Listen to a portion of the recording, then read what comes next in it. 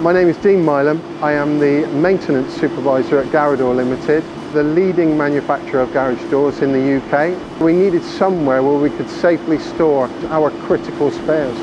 Before we had the lean lift, we were storing in bins and boxes around the site. It was incredibly difficult to find parts and manage parts. I looked at 4 companies initially, had everybody in. I looked at it from a mechanical point of view initially. Industore's solution with the 4-chain system was ideal for us, and the shelves are so much more robust than the competition. Not all components weigh the same, and to spend time balancing seemed crazy to me. There are cheaper solutions on the market, but it is about value for money. We're selling a premium product, and it makes sense to use premium products to manage the business. We went for the light system. It tells us where it is along the length of the machine, to how many bins back.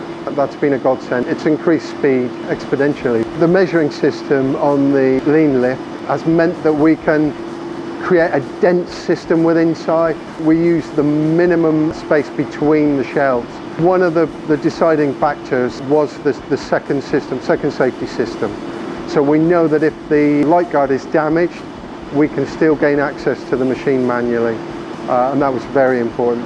Downtime at Garador is incredibly expensive. We're managing the spares better now.